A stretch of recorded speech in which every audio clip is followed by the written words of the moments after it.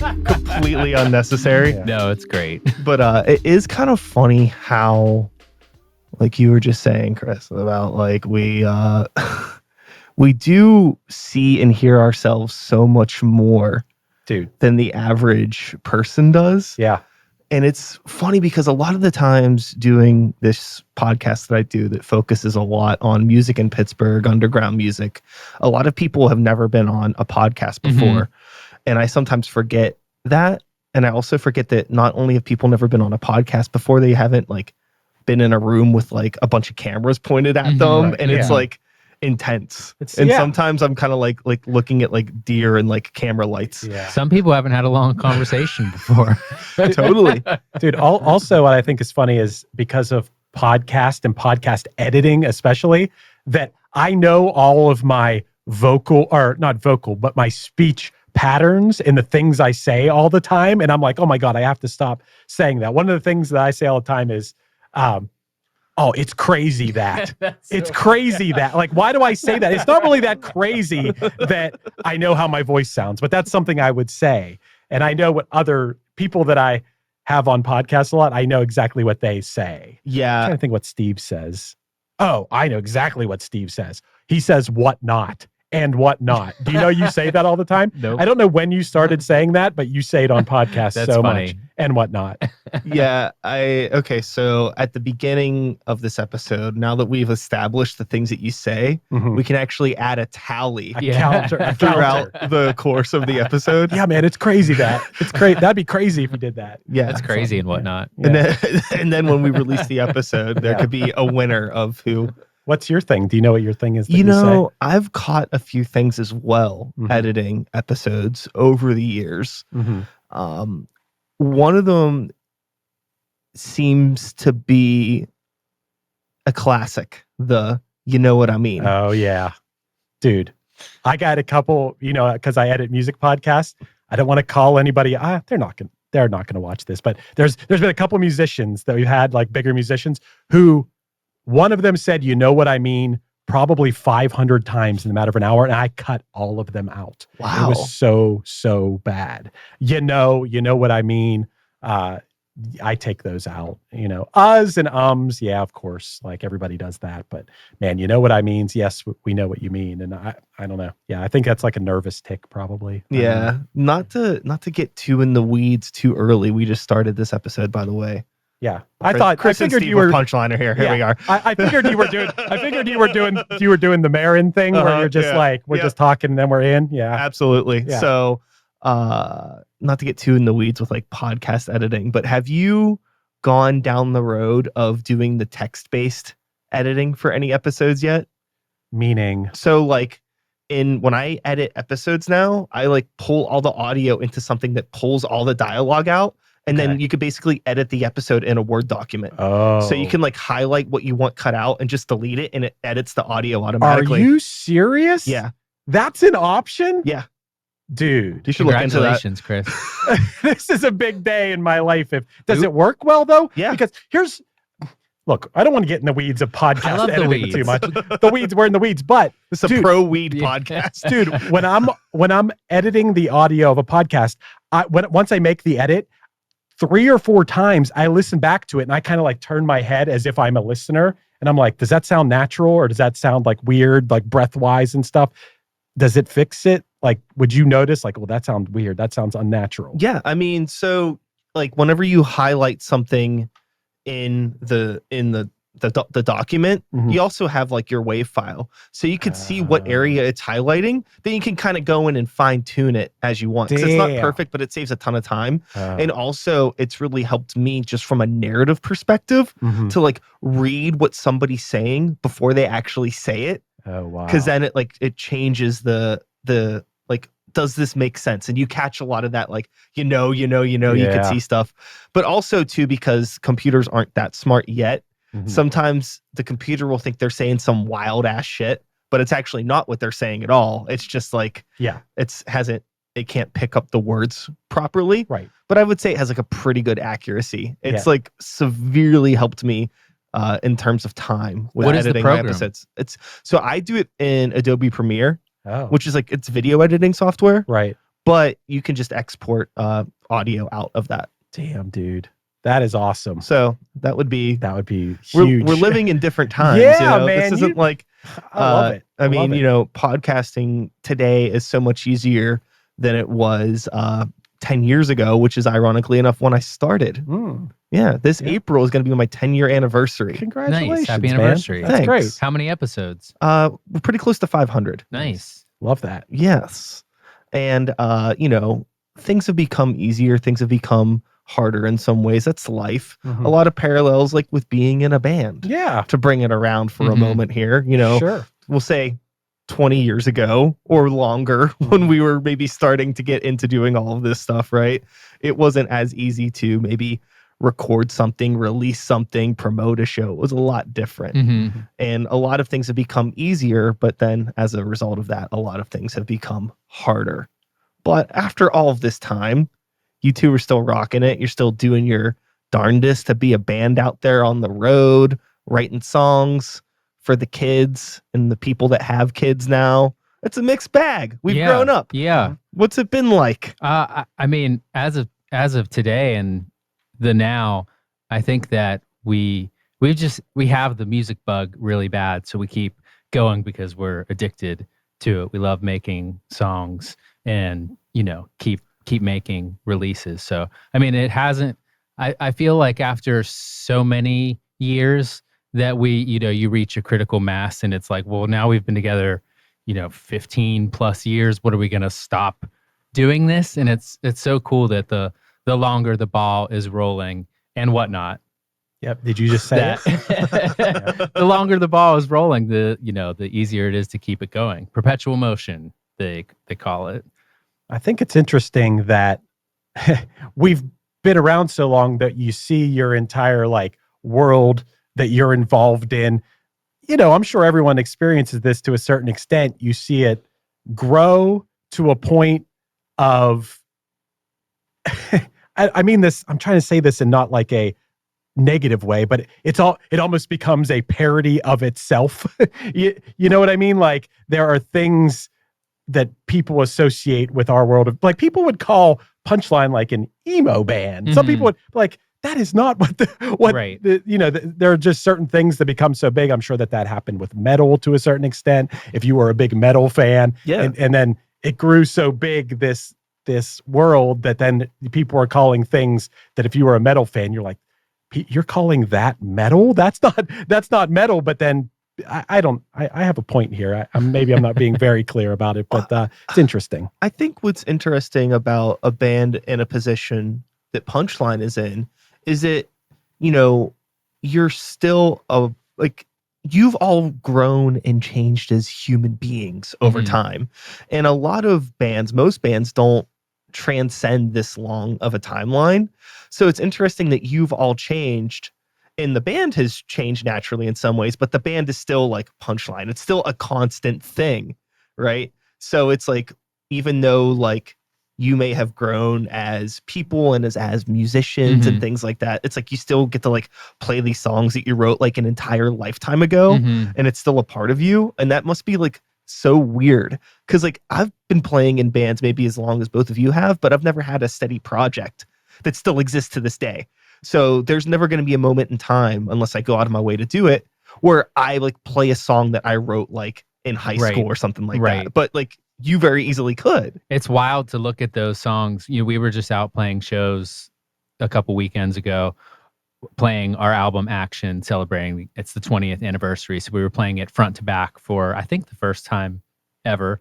Maybe we did it once or twice before, but this year feels different, and we're doing it as a 5-piece. But having all that time to have thought about the songs and what parts are really relevant to the song, or how does this sit with me now? It's cool to be able to see the songs so clearly now. But I think it's really neat how most of our songs early on are about breakups and sordid relationships. Sure, and you're all married and have kids and shit now. Never think about who the song was originally about. All of the memories are tied to playing it with these guys on stage, and how we were lost and Minnesota or something like that. But it's so cool that you take something out of like pain, you make something with your friends, and then years later, like that's all that it ever really was to begin with. I think that's maybe some people like hold on to it more. Maybe it's just me, but I feel like it's got to be like that for everybody, right? I thought it was pretty interesting playing those songs, which you said, another lifetime ago. Well, think about it this way. I know that people say this. I don't know if it's true or not, but every 7 years, you're like an entire different person because at that point, all of your cells or whatever, it's like you're a completely different person. So if you're playing an album from 20 plus years ago, it's almost like three lives ago. Those old cells. Yeah. It's like but in a lot of ways, I look at myself as a person in my early 20s and I'm like, oh, what an idiot. But in general, like when we got in the van together and we're playing together and we're laughing and stuff, like we're pretty much the same people. We dress slightly different, not that much different. Yeah. But other than that, we're kind of the same people. We still, I feel like, go out and everything. The most important thing seems to always be having a good time and laughing and enjoying what we're doing. I think that I don't think it's an exaggeration to say that this, a couple weeks ago when we went out on that last tour, we had a couple more, short runs coming up, but that may have been like the most fun I had on stage playing maybe ever. Like maybe because I appreciate it more. We all had a break because of the world or whatever, but that the shows were great and just the vibes were great. And maybe it was, we didn't sleep on floors and maybe that we, that the shows were well attended and all that kind of stuff. But I think maybe most importantly that I appreciate the fact that A, we still get to do this, and B, people still care. Like that part of it is, you can't take that for granted. And I've experienced this. I think everybody experiences it to a certain extent. When you try to start something new at some point, no matter how much effort you put into it, no matter how much you believe in the music, it's hard to get people to care, and the fact that people care. And I think I would credit maybe longevity, the fact that we put the legwork in for all these years that people do care. But man, oh man, that's not easy to come by. And I think that, at this point in my life, I appreciate it more than ever. And I want to keep it going. Yeah. I think that there's definitely like a legacy aspect that works in the favor of a band like Punchline, because the band has been around for so long. And even if somebody's hearing you for the first time, it's still like, oh, this is a band that's been around for a while. And there's like a certain like clout that comes with that. Like if you're a new band now trying to start a new project, even if like, you were somebody in like a really big band, it could be really hard for those people because like people are so tied to like names and brands and like these other ideas of like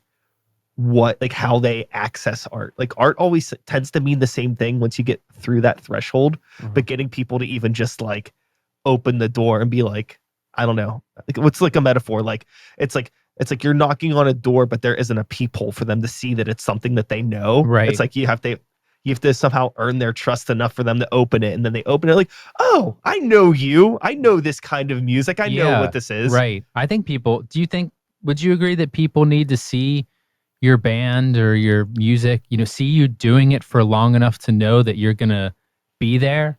Like, why would I support you if like, I think you might not be doing this next year? Aren't you more likely to support someone at a subconscious level, probably, who is like going to keep putting out music? Like, I'll go to see you play because I know that you're going to come back more. Or like, if you scale back your operation, people are like, oh, they're not coming back. Oh, and then you get something on the calendar again. Like, well, what if they play and then they never come back again? Yeah. I don't know. I think there's something to that. There is like there's the idea that music is like a relationship and a conversation between the performer and the listener, I suppose.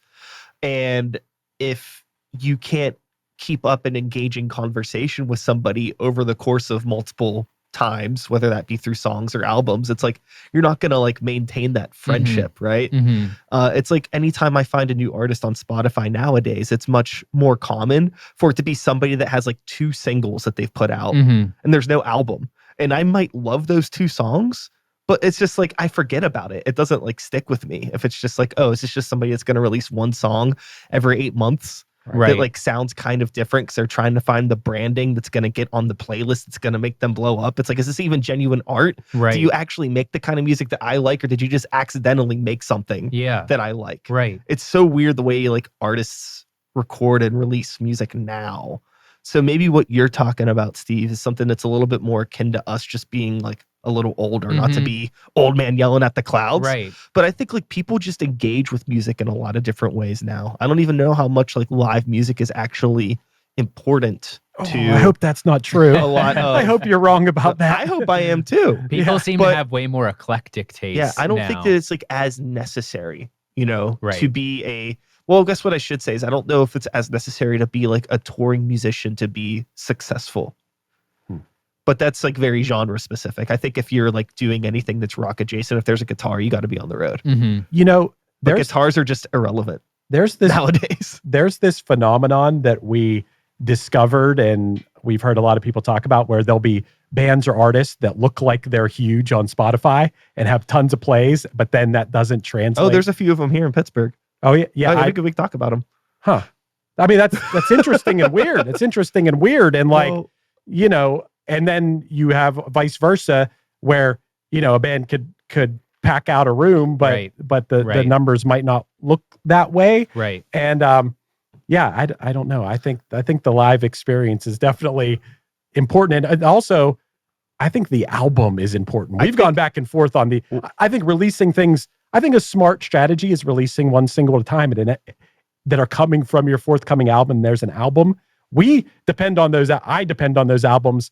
The albums that we've released a lot of them now, but I associate that album with a time in my life, with an era of my life, Totally. And I think that's important. And I think if you release singles, those get lost to the ether if they're not attached to a larger collection. I think live music is definitely important when it comes to the longevity that we're speaking about.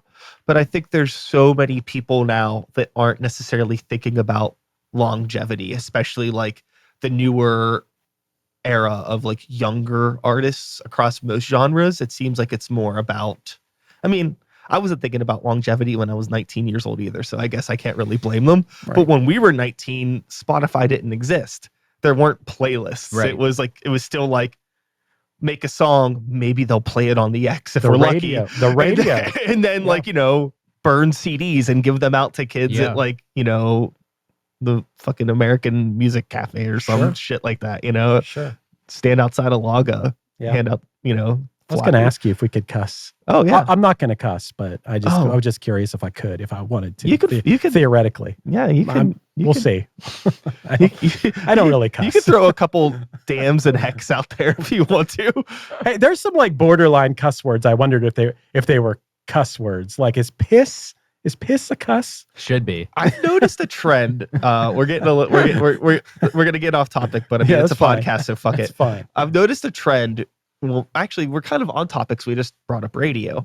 In radio, where I've seen the dialogue around swear words or bad words change depending on the context it's being used in. Ooh.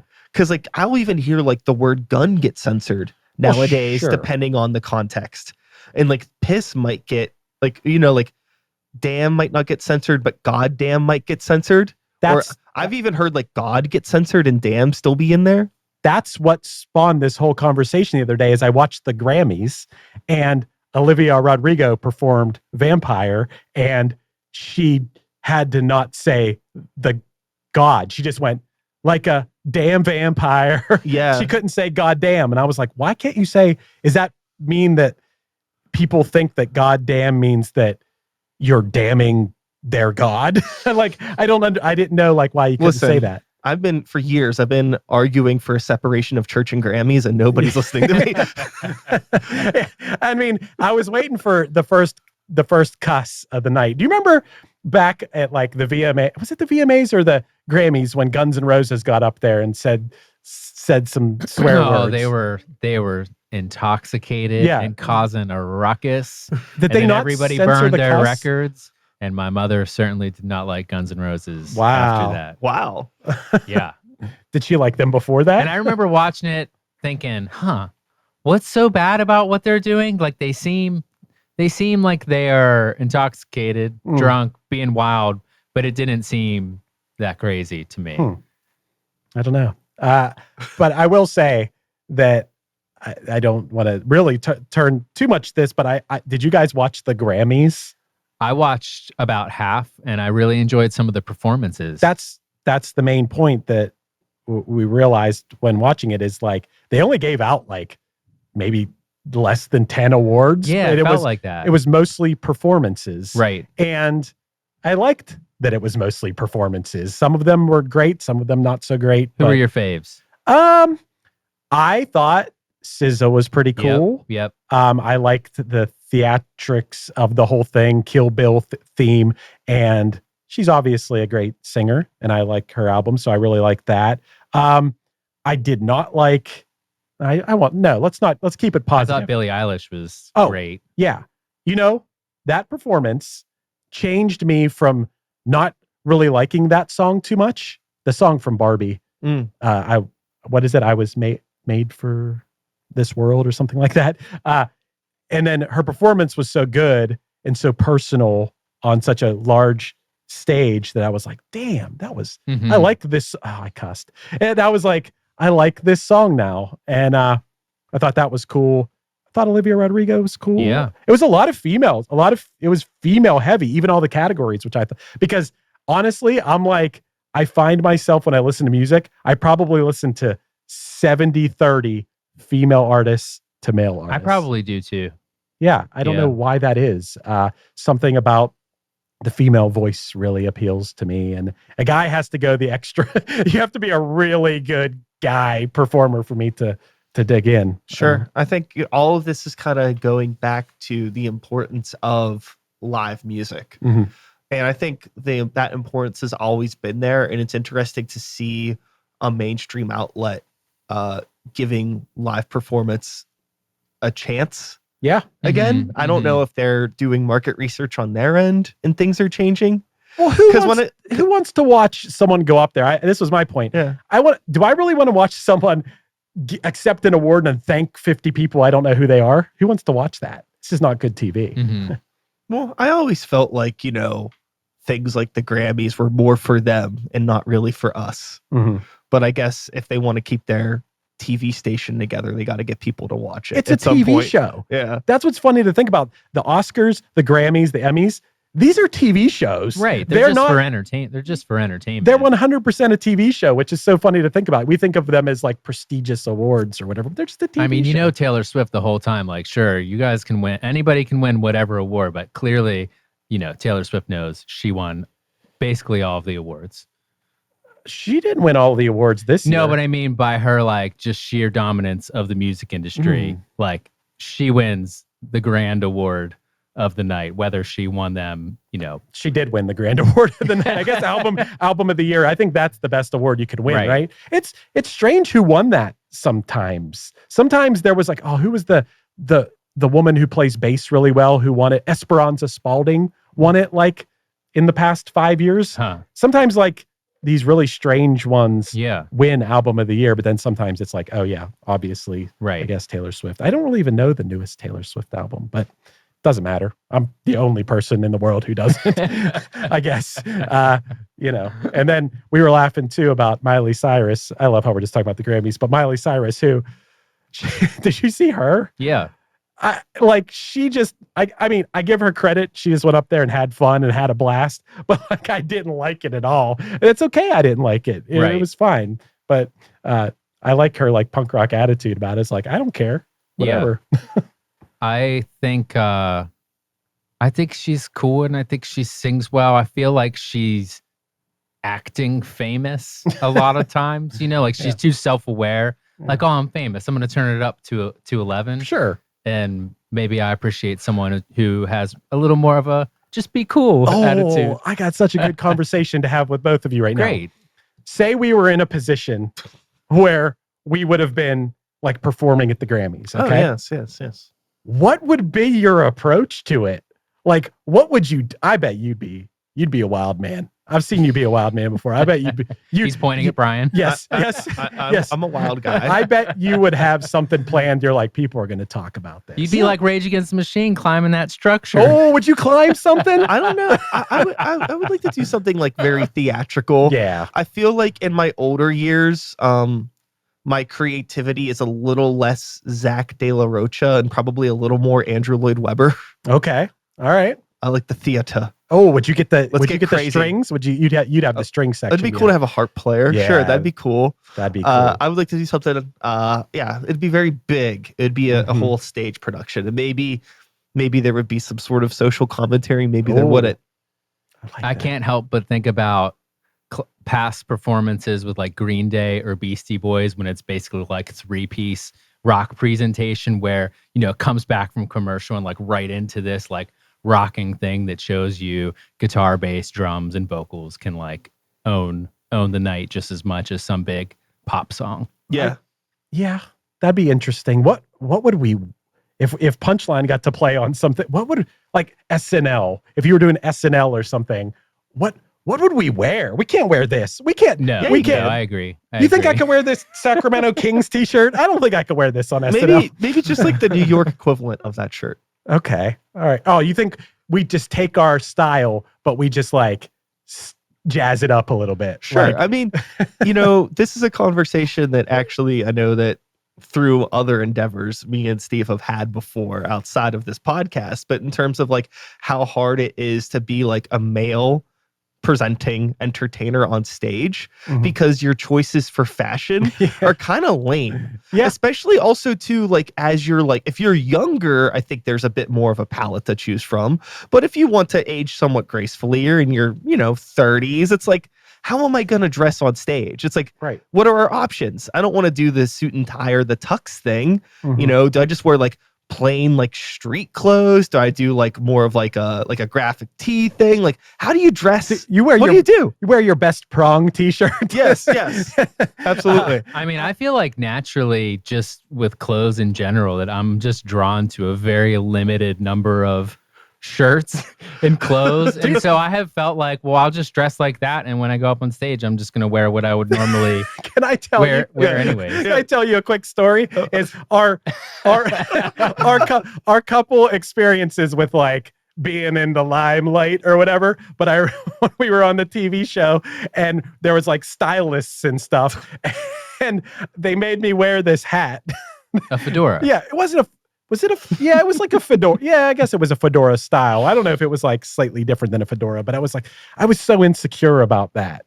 I was like, I don't know about this style. What year was it? Was it like 2013? Yeah. It was a big year for fedoras. But you know that move of putting like the rock hat. Yeah. Like the rock fedora. Yeah, like the social distortion hat. Yeah, yeah. Oh, I don't want to go that route. I don't want to go the route that you've seen like a lot of like with our music too. Nothing against, totally nothing against them, but like I never want to be like, oh, Punchline sounds really adult now. Like they're doing like the, you know what I mean? Like there's so many bands that like from our world, from the world of punk rock or whatever, where they either go like slightly country and I'm like, no, not doing that. Or like just sound real adult and serious.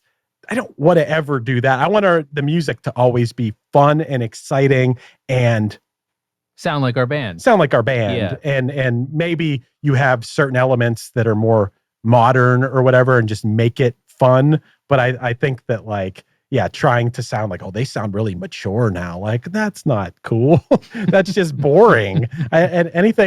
I think mature is boring, probably. Totally. Right? It's hard to, I've had this conversation so many times, but it is really hard to age gracefully in like the rock world, whether that is through like metal or punk rock or emo or anything like that. Like all of this music is like inherently adolescent at its best. So as you get older, done it well? Who has done it well? Let's talk about the positives. Who has Green Day done it well? I think I tuned out. Yeah, I did too. But I tuned back in. Did too. I tuned back in just for this album. Yeah. But you know why? Because we were doing a pod the day it came out. We went like, let's do a pod. Let's listen to this new Green Day album and check it out. And like music.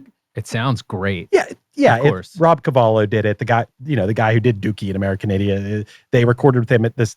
The sonic quality is great. I think they're still striving lyrically and message, like you said, like social commentary and stuff, which I think is cool. I think using your platform to whatever. You guys brought up Taylor Swift earlier, and like I think people that like hate Taylor Swift, I want to be like, you're an idiot. And I think people that are obsessed with Taylor Swift, I want to be like, you're an idiot. But I think she's totally fine. She's good. She's obviously good. But I would really back off any criticism, because I feel like we might come to a point where we're like depending on her, like, hey, you could persuade your people to like get to the polls or like help us out a little bit. And I hold back any criticism of her in that way, the social commentary thing. But Green Day for the most part, I think they've done a pretty good job of like aging gracefully.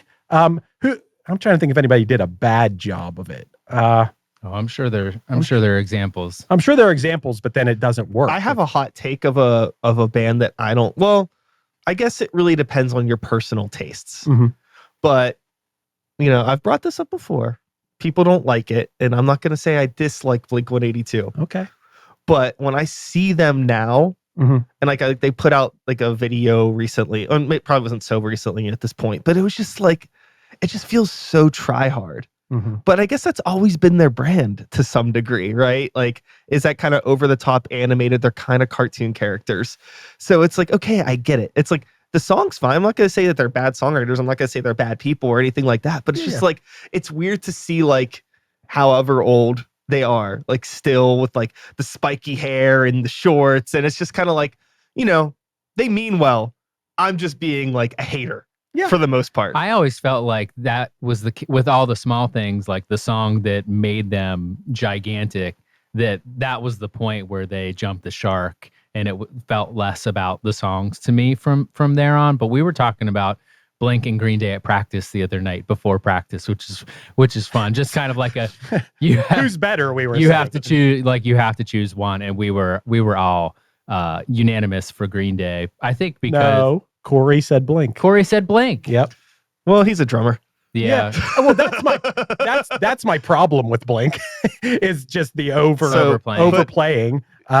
But which is a funny conversation to have, because the honest answer is neither. Sure. Right? I mean, it's great that they exist. They've been influential or whatever. I've lost touch of both bands a decade and a half ago or whatever. I feel like we all have to a certain extent. But the Blink thing, the songs, I lost a lot of interest in the songs probably. I thought their Ramones parody video was pretty good. I don't know if you guys saw that. One of their new videos it's a parody of the I Want to Be Sedated video, where they're like sitting there at the table and all the stuff's going. Okay. I was like, that's pretty funny that they did that. Mm-hmm. I thought that was cool. But it also, I feel out of touch. What do you Punchline? Is that who you lump us in with musically? Like what of Punchline? Do you think no? Okay. No. I like that you don't. I think most people would. Let me ask you this. I'm not saying that every Punchline song in the world, but what of Punchline, who would you think like would be the ultimate tour for us to be on a tour with? Like of a active band. Who would you put us in the same world as?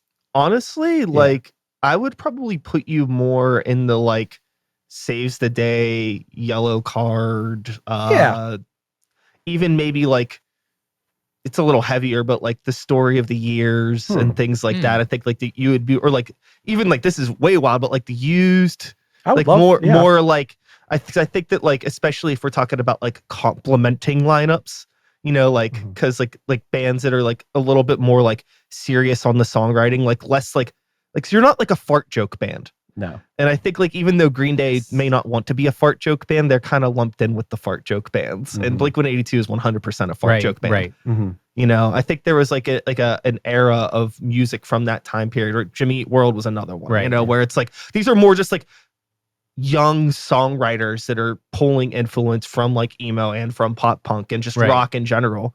You know what I mean? Because I could see like you being just as inspired by like Green Day as maybe like early Smashing Pumpkins or something like that, just like I like rock that. music of the 90s, right? Yeah, Like for it's sure. all kind of like a hodgepodge because we're all people of the kids of the 90s, right? So like we heard so much different music growing up on the radio, Right. you know, because that was like the main place we would hear music, or on MTV when they played all kinds of music. So it wasn't abnormal to be like, here's Rage Against the Machine, here's Smashing Pumpkins, here's The Prodigy, and you're like, whoa, what is music? Right. You know, it's all this stuff. We started kind of as the pop punk bubble started to grow, and then it would eventually explode. And I feel like we were under the spell or influence of that as that was really growing. But then as it started to fade, I think we were like, whoa, who are we really?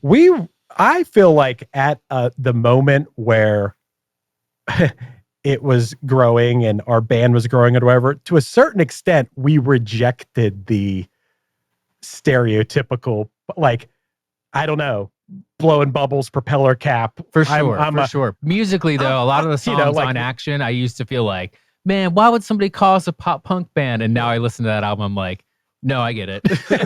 Totally, yeah. But I do think that I like to think now. Music is music, man.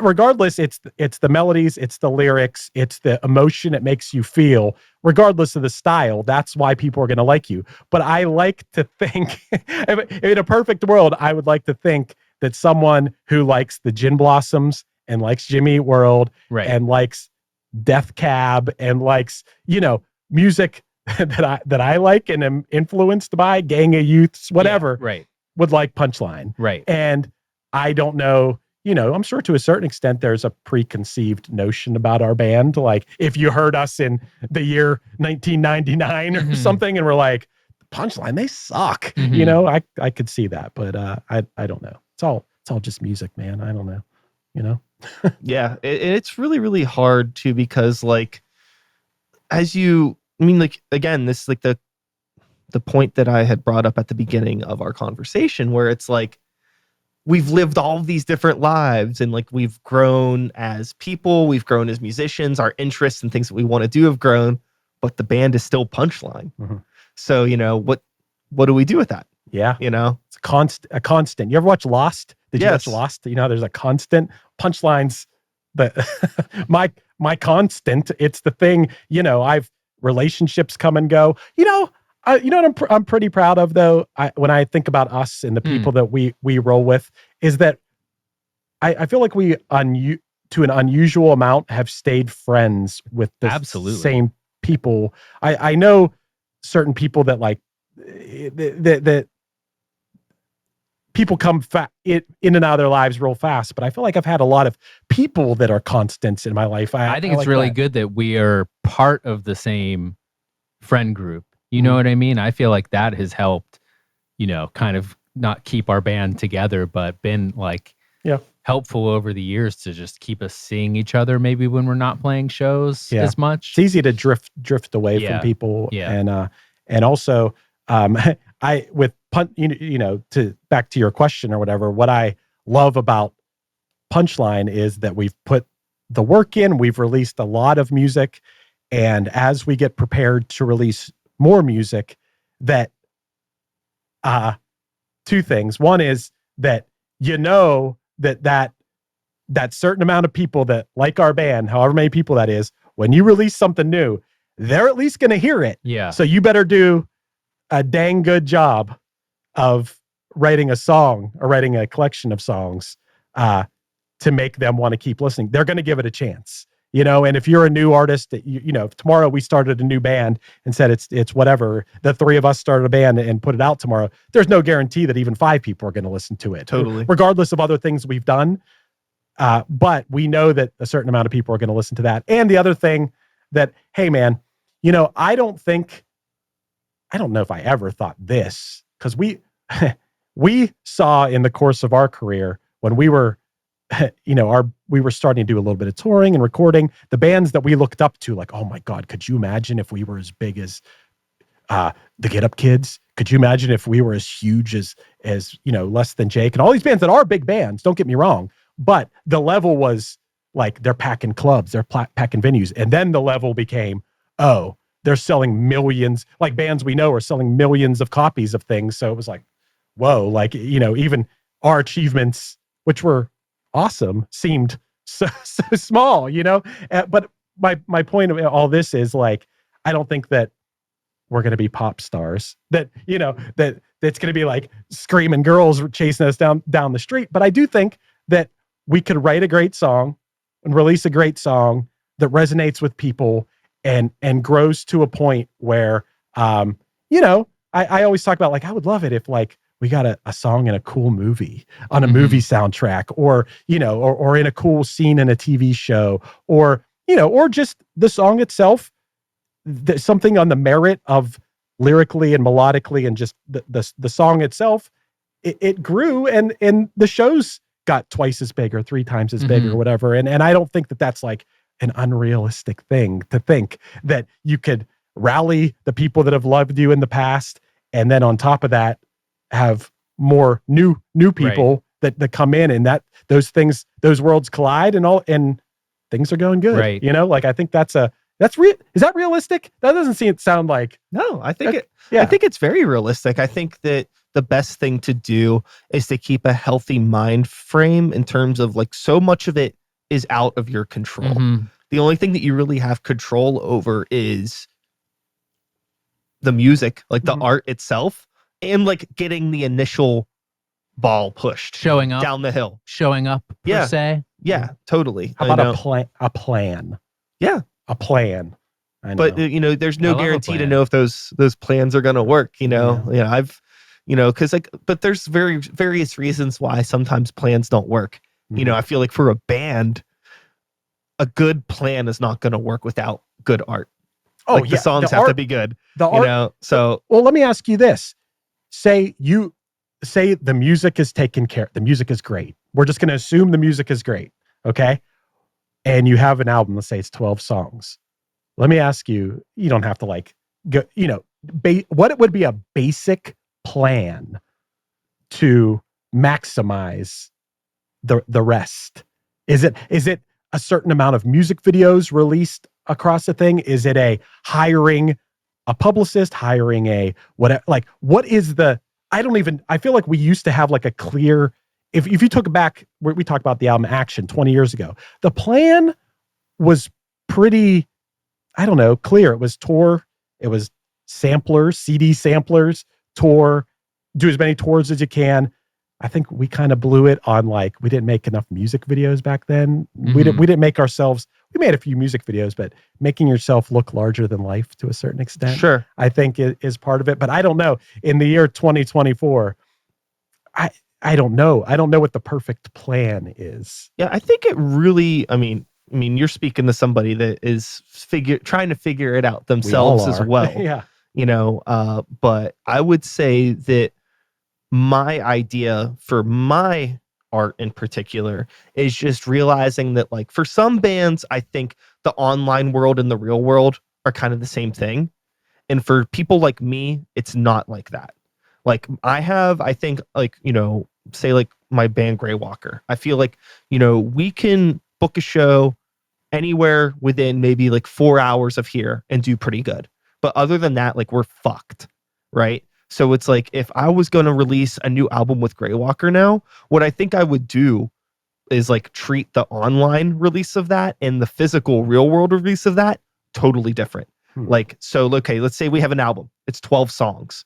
Like, what I would do is, like, the album's out now. We got records, we got CDs and stuff. We're playing shows. You can get the whole thing if you come see us or buy it from our website. But online, I'd be releasing one song every month for, like, the course of a year. Instead of just blowing that whole thing where I release the whole album, somebody might check out one song and then the rest of the album gets forgotten. Yeah. There's no more opportunities to submit to, like, the playlist editors and things like that. It's like, who cares if the 12 songs are separate online or not? It doesn't really matter to me. I'm trying to get exposure to people that have no idea who we are in, like, fucking Oregon or California or something. So let's just every month have a new opportunity. And maybe some of those have videos, maybe some of them don't.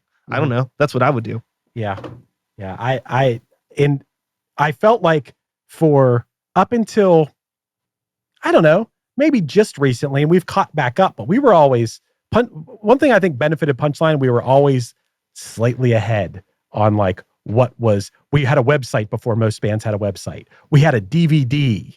Like having a DVD before, like, whoa, they have it helped get our band signed. Absolutely. The fact that we had a DVD, like we were ahead of the curve on that. We were ahead of the curve on using the internet to our full advantage. Used MySpace really well, used Facebook pretty well and stuff. And I feel like now we got to be the first band with Neuralink.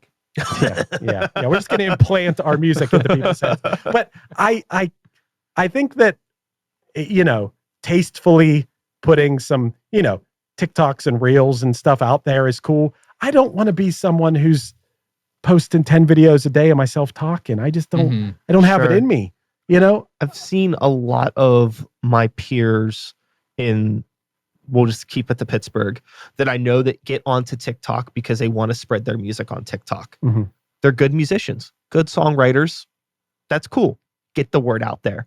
But you'll have these people that start to become something other than a songwriter. It's like, now you're a vlogger. Yeah. Now you're trying to do these like remixes with other people, like the duets and all this sort of stuff. Right. And it's like with the hopes that maybe somebody's going to click on your page and then find your music and then go, that's not how these platforms work. I feel like everybody becomes little sketch comedians. Yeah. And hey, I love comedy, but I think that that's so strange that it seems like if you want to do this, that you have to do that. But I will say that as far as you two guys, just to be a little encouraging, you guys both have very interesting things to say and a lot of things to say. Podcasting. So that's why we're podcasting. I feel like the people that we're, the kinds of videos that we're talking about might be people who are like newer, haven't developed themselves enough and don't know what to say. So they're kind of like flailing, grasping for straws. But I think you guys are both really interesting. So make a lot of videos. You too. Oh, thanks.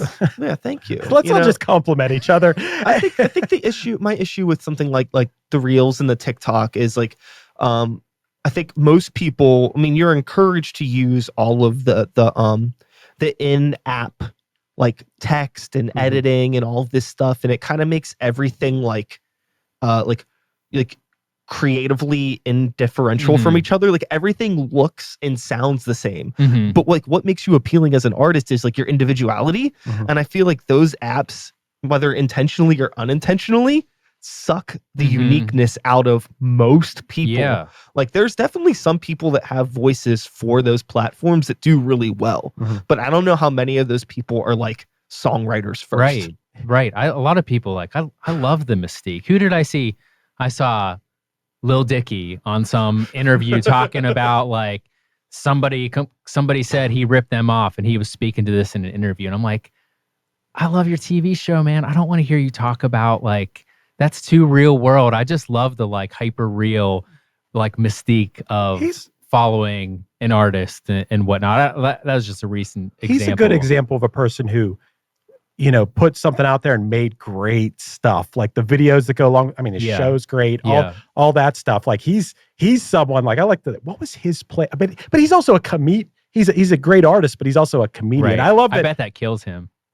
Well, yeah, he addresses it in his show all the time. But it is funny. Like, our band name is Punchline, and also like being funny. Like any funniness that we've put out there into the world, it's because it's the stuff that like we do. We actually say and we do. We're not like putting. Do people think that we named ourselves as like? I don't know. Because we don't know why. To anybody listening, it was quite arbitrary, I would say, but it wasn't. We were like, we like to make jokes and music. Yeah. Well, let's call ourselves Punchline. Well, it's a great band name. Thank you. Do you think? It out there. I do. That's awesome. I had that I like it. I had that conversation. Did we have that interband conversation? I'm sure we have plenty of times. Yeah, but it's funny. Like I asked it was on a podcast. I asked somebody like, do you think Punchline's a good band? Oh, I know who it is. It's so funny. It's that dude from that band, Werewolf, who made the Steam. Have you guys seen the Steam video? What's coming out of the ground? He's from that band Werewolves of Glendale. You'll know who I'm talking about. They were touring with Tenacious D and stuff, but we had him on a podcast. Yeah. And he does a series of videos talking about like funny videos. He says it's called Good Band Name, Bad Band Name. He just says a band name and he says like what good and does like one sentence of why it's good or bad. So when he was a guest on our podcast, I said, I'm gonna put you on the spot, Punchline. good band name or bad band name. He said it was a good band name. Nice. And because I always wonder, does it sound too like the impression I always do of like the standard pop punk fan with I always picture the propeller hat eating a piece of pizza and like just a kid. that's our impression of the standard pop punk fan, but just a kid.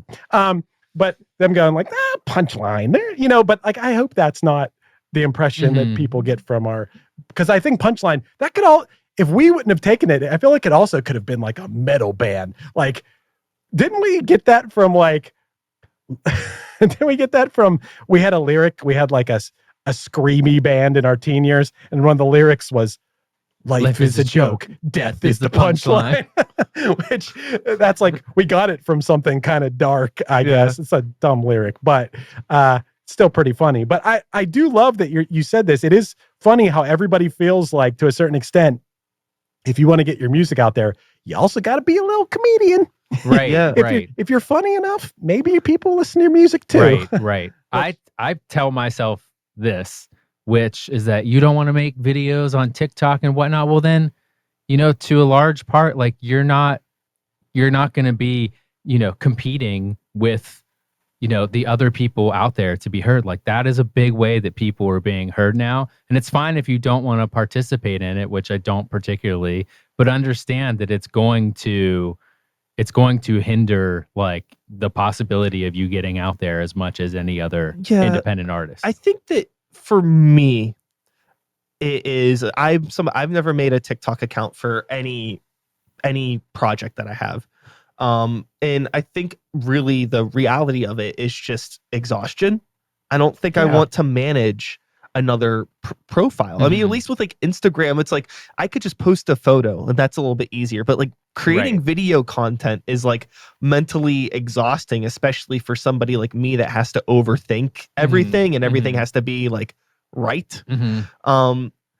But also too, it's like I need to like I wish I thought about it more from like when you're like uploading music online, do you like use like DistroKid or anything like that? Like nobody knows what the fuck Deezer is, but we all click it and we're like, sure. I love Deezer. I feel like I need to treat TikTok like Deezer and just be like, just click the box, upload something to it, and just see what happens. Right. Even if only 3 people somewhere weird see it, you never know who one of those 3 people could be. That's the thing, man. That's what I do. It's like the reels and the TikToks. And I know we're getting in the weeds talking about this, but the thing I think about when it comes to making funny little videos and stuff like that is, if you're going to do that, you better actually be funny. Like if I have like an actually funny idea, then maybe I'll do it. And the second thing is, a lot of time that you're spending, we do a lot of things. We all do a lot of things. And I'm glad that we all do a lot of things, but every one more thing you do, that's taking time away from writing actual music. That's right. I always think you put your life on a pie chart and then like you say you're doing 10 things. I mean, the most you can give everything is 10%. Right. I know. And you have to like have time to do everything, and you got to make money. I like to think that if I could do the right things in my life to be comfortable, and I think that this is true, that then I could be like Mondays and Tuesdays are just for pure creative writing music. That's always been like the dream. Instead, it's like, man, I got an hour here. I'm just going to try to do this one vocal on this song we're working on or whatever. And that's a little bit creatively frustrating. And also the thing I wanted to bring up, and it's so funny, look at how we all decided to play music at some point, and how many other skills that we acquired as an offshoot of the fact that I decided to pick up I decided to get a bass at a baseball card shop when I was 15, and now I can now I'm really good with Photoshop. I was talking to somebody about this morning. I remember at some point, being in my early 30s, thinking like, wow, like I should try to like get another job or something more stable. I'll write down my skills and my qualities, what I'm good at. And at the end of the list, I'm like, wow, I'd make a good bandmate. Yeah, it's the same boat. It's funny. It's just like, like graphic this- design, video editing. Yeah, is this setup? All this stuff. Is this beautiful setup that we're podcasting from right now? Was the spark of this somehow music related? Of course. It's a music related podcast, but I mean, even like knowing all the mics to get, knowing what cameras to use, it was all because of music one way or another, right? For sure. It's great. For sure. Yeah. I mean, the microphones, you know what you like from being in the studio, the cameras. I mean, I didn't know anybody that made music videos when I was younger. Mhm. And I hired one person to film a video for me one time, and they did it. And I was like, I could have fucking done that. So then I bought like a shitty camera at Walmart, and then like I just started like learning how to do that stuff. And I've never been like a great like filmographer by any means, but I still like learned the techniques. Yeah, sure. Now, I can make a video. I'm not going to tell you I can make a good one, but I could definitely make a video. Yeah. So I'm confident that the three of us in this room, we could do anything you need for a band. We would be able to do it. We could make a music video. We could record your song. Mhm. We could work with you on the song. We could Make the art. Yeah, we could do the art for the album. get it on Deezer. Yep. We could make a podcast about your band. We could Photo shoot. We could do the photo shoot. Dude, we could Book a tour. damn. Did we just start a business? Book the tour.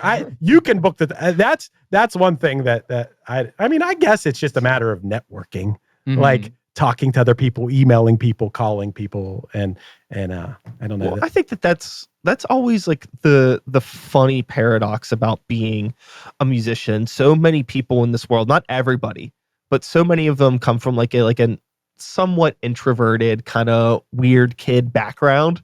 But there is a part if you're trying to climb the ladder of success or the ladder of just like taking the next step for the band, like you need to get rid of that, Dude. And you have to like be willing to like shake a hand. You got to be willing to swallow your pride a little bit. You got to be willing to bullshit sometimes. Like, I know. and it's hard to do that where it's like, I'm just like this genuine punk rock kid and I don't want to sell out my ideas. And it's like, okay, cool. Have fun at Roboto. We laugh. No shade to Roboto. I'm just saying. I brought this point up in the van recently that like there were maybe a few people over the years. We toured with a lot of bands. I would say 98% of the people that we've toured with have been great. Like, at least better than average person. Mm-hmm. There's been a few people here and there where like, oh, that guy was a dickhead.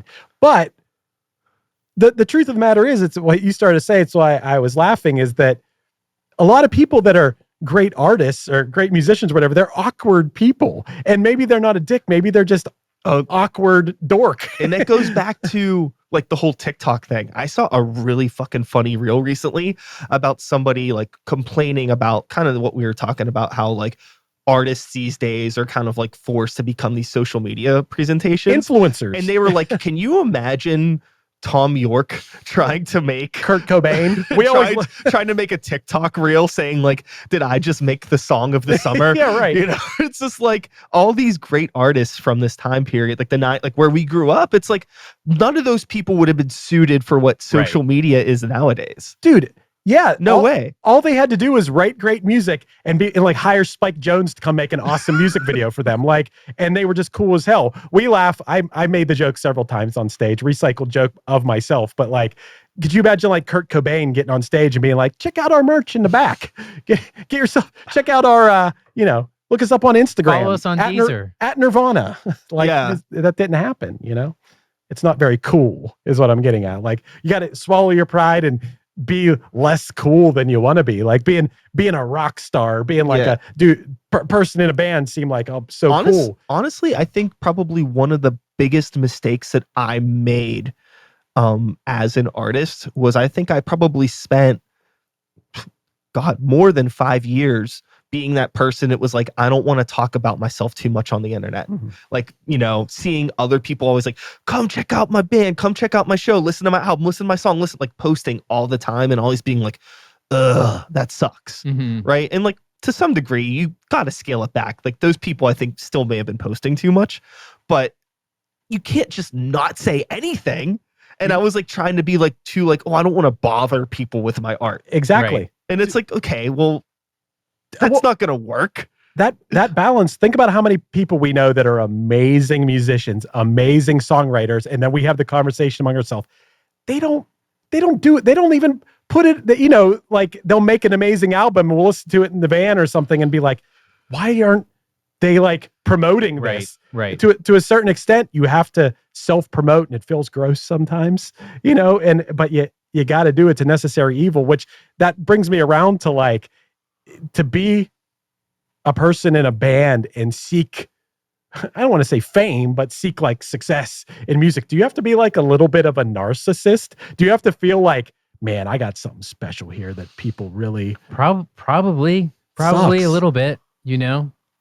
But, or is it just, I like to think, I could be wrong. I like to think that like, I love making music with my friends so much that it's a necessity that people care about it so I can continue doing it. I think that's like the way I have to look at it. I don't think I need, do I need people to be like clapping for me and dancing and, you know, I don't know. Right. I don't know. Yeah, I find myself sometimes being the most like with anything that I put out there into the world, whether it's a podcast or a song or something. What's always just interesting to me is I just want to know that like people are listening to it. Yeah. That people are engaging with it. Like it doesn't matter to me if people are like, oh, this is sucks.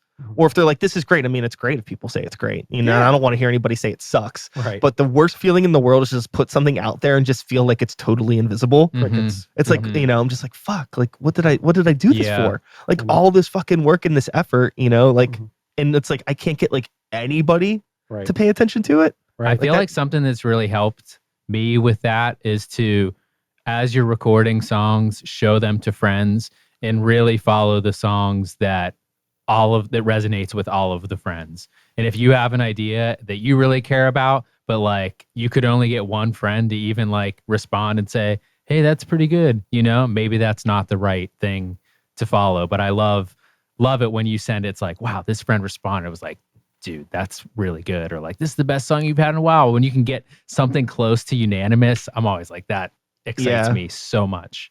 Yeah. Do you guys think you know when you wrote a great song? Is your radar tuned in or do you need that secondary thing? I think I need the secondary thing, but I mean, I can get so excited about ideas, but you know, sometimes you put the pen to paper and when it comes out and you finish demoing or recording the song, like you didn't quite capture what you originally thought you had. But to me, that's the ultimate music game is we're trying to write a song and record it so that the finished recording when you hear it is like as close to a 10 between the writing and the recording. That's like the game that I'm playing. It's interesting when you start to realize from talking to other people, fans, maybe people that aren't friends, but people that come out to a lot of shows. We get this with Grey Walker a lot, where you start to realize over time that other people think your band is something different than what you think it is, where like people will like, there's like certain songs that like very specific songs that a lot of people will like always like ask us to play, but they're songs that as a band we've grown past, right? Air quote, right? And it's like, we may feel like we're not that band anymore, but to these people that come out and see us all the fucking time, we are still that band.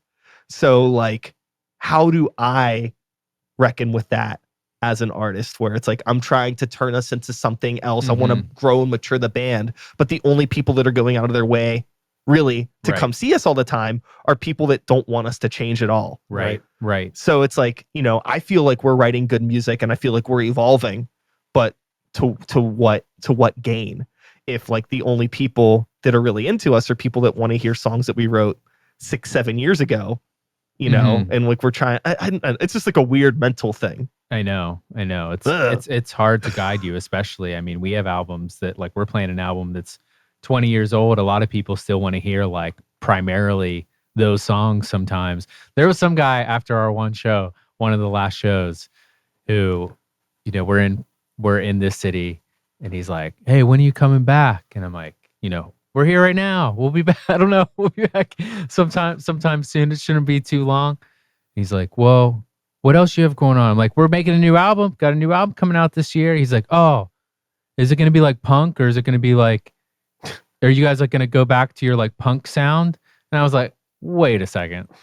Tell me what we sound like if we don't sound punk, you know?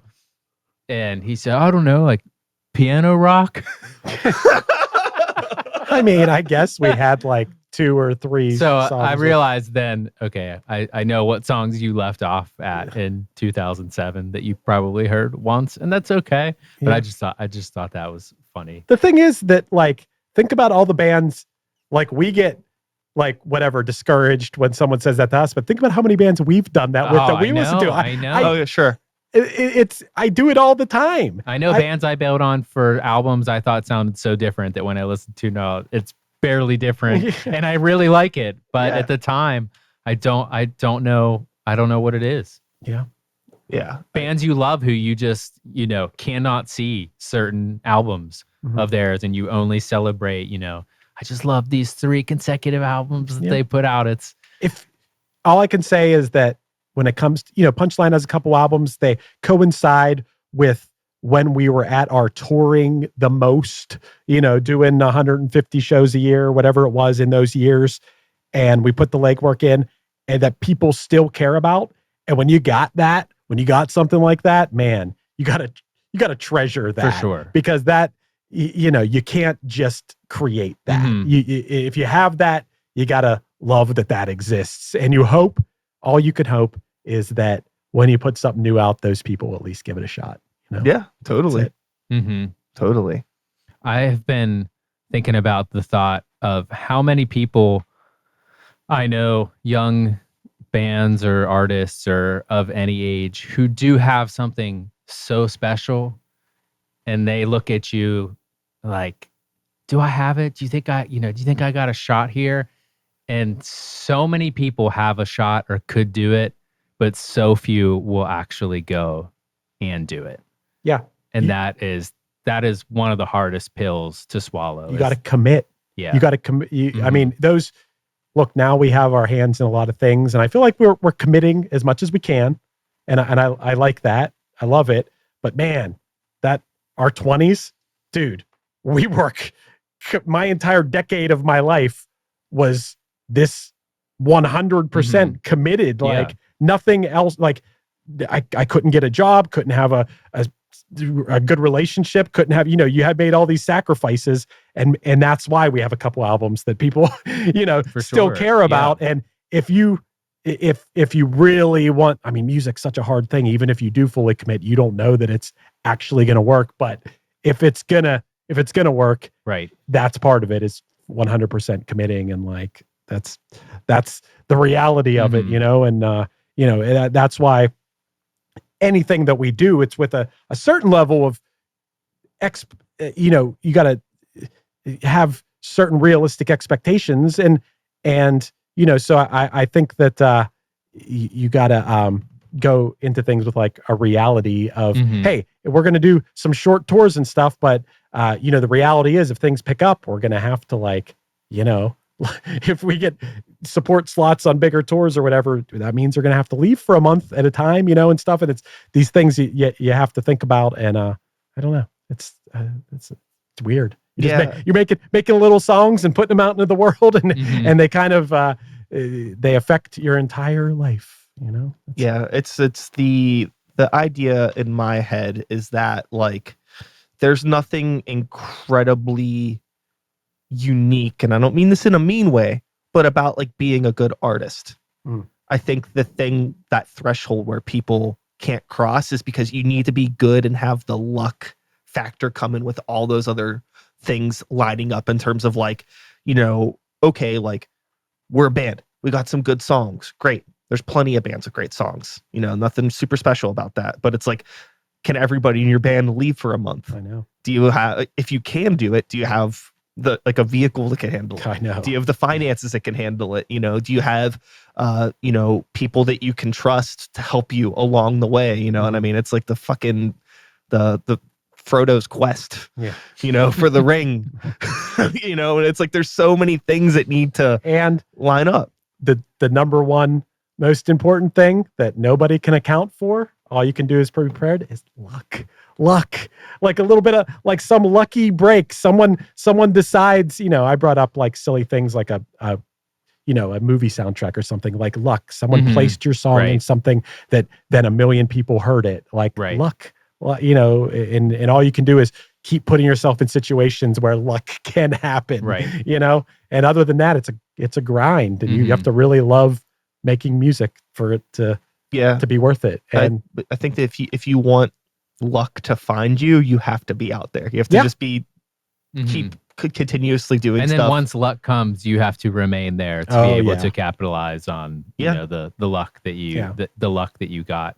It's easy to think sometimes that you're going to get this record deal and then you have it. Well, no, I mean, maybe that will help you make some fans by the people that are into that record label, but then you have to go out and be on the tours and keep getting the tours and keep releasing the music that stays competitive, and so you can keep evolving and keep growing and showing up so that create fans who come back because they know you're going to keep coming back and outdoing yourself.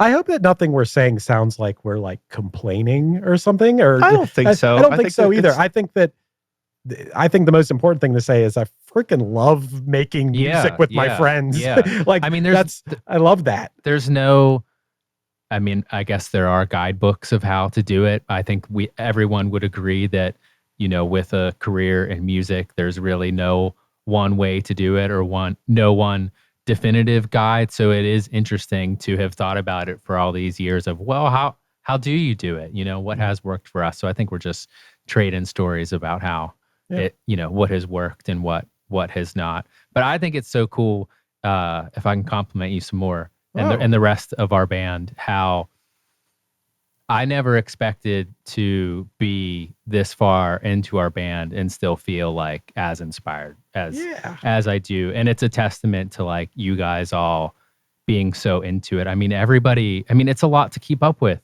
You do your podcasts, and, Trevor and Corey are both amazing producers, and Paul's got all the video stuff that he's doing now.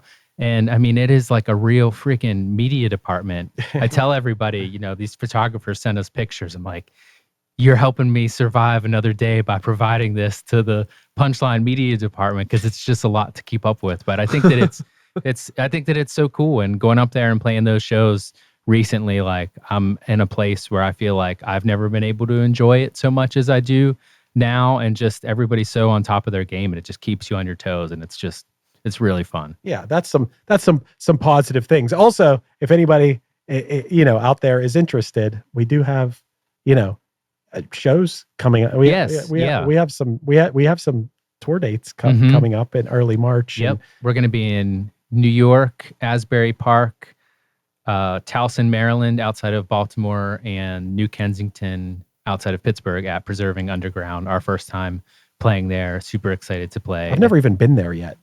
Same. It's great. Yeah. Cool. Yeah, it's super cool. The downstairs room is great. The upstairs room is great. The record store is great. AJ's great. It's a homie. Nice. Oh yeah. Yeah, that place rules. Yeah, I'm excited about that. So been trying to get the word out about that. It's all, I feel like, okay, it's not exactly Pittsburgh, but it's about half an hour outside. Not even. Not even 30 minutes. No. Nice. No, we get there in like a solid 22 right now. Let's go. Yeah. I always feel like a little bit of extra pressure about like a hometown show, making sure that the word gets out. But I'm glad to still be doing this. Totally. Man. I appreciate you guys coming by today. Man, I love your podcast. And all your busy schedules. Hell yeah, man. You remember I was on your podcast before, but it was remote. Yeah. It wasn't cool like in this. the dark times. Yeah, the dark times. Yeah. But it was a beacon of light in a dark time. Yes. It was definitely. Fun. But totally. I love this, man. Thanks for having us. Hey, I appreciate you guys coming by. It's been an honor and a blessing. Yeah. The feeling is mutual. The feeling is mutual. Yeah. I thought we had a fun little conversation. And hey, if you're still out here watching, listening, go check out Punchline. They're the first band to ever have a website. That's right. So, is that website still active? It was an Angel Fire. You can find it on the Time Machine. Yeah. Okay. Yeah. So be sure to look up Punchline on myspace.com and their new album, Action. Yeah. Check it out you can check out some tracks on mp3.com if you want to check that out. Well, yeah, I mean, that's it. That's all I really have to say about that. I'll be back again next week with another episode, same time, same place, same channel. You know the drill. My name is Brian. Start the Beat is the podcast. 2024 is the year. And until next time, take care of yourselves, take care of the people around you, and peace. We did it. That's a podcast. We did it. Let's pass it on.